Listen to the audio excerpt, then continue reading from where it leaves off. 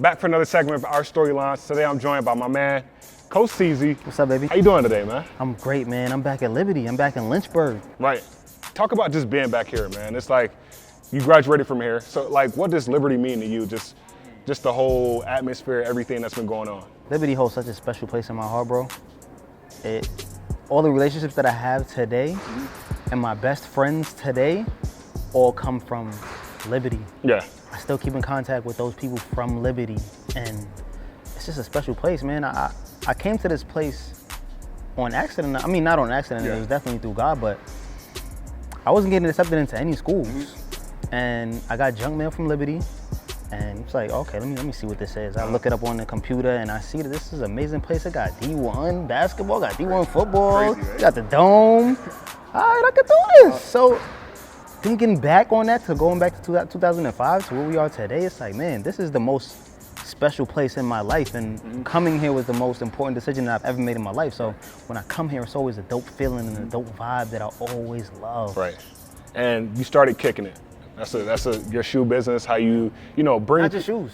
Exactly. It's pop culture. Pop culture So as well. We doing it all. So it is kicks. It's all of that, man. I feel like, and like when I look at it, I feel like it's like you telling your story through shoes. So like me personally, I'm like, when I think of shoes, it's like I feel like a new man depending on like what type of shoes I got on. It does. So I mean, like, why shoes?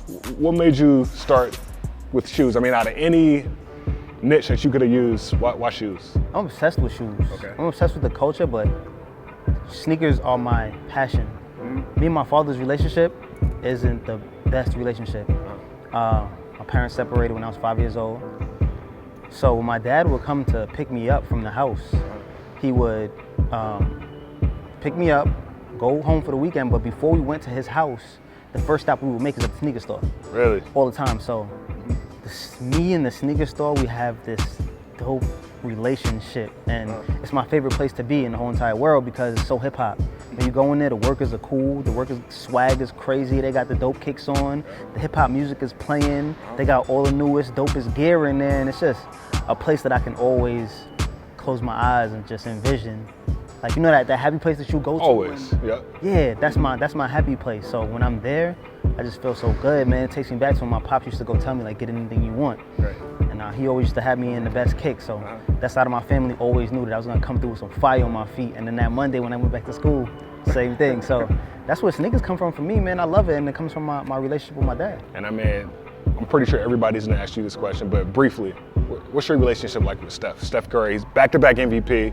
I mean, the guy needs no introduction. So like, what's your relationship with him? Like, how do you like balance like, being a friend, but it's like, oh shoot, this is Steph Curry at the end of the day. Yeah, to me, it's not Steph Curry, like the basketball player. Like, it's really my brother in real life.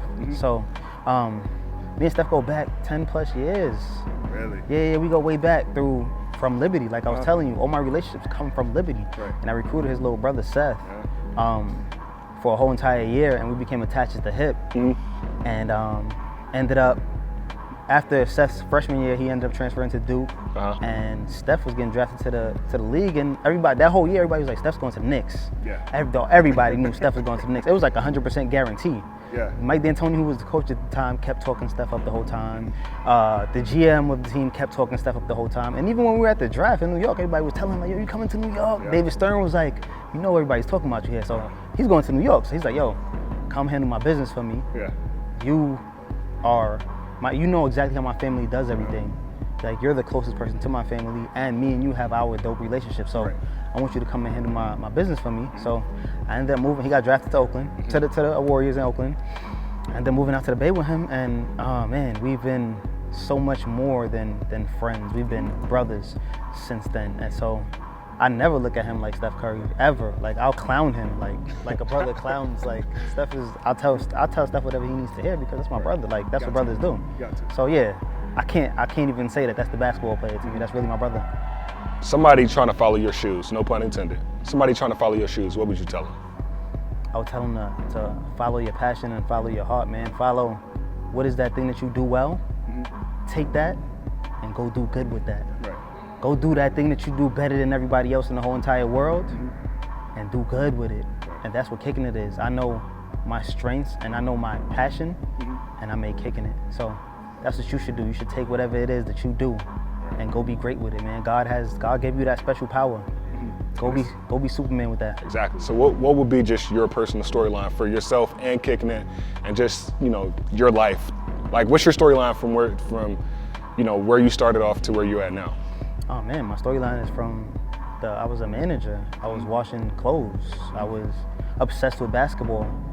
And like I told you, my passions all led me to that stuff. So starting from the bottom and then figuring out that thing. What's that thing that I have to me?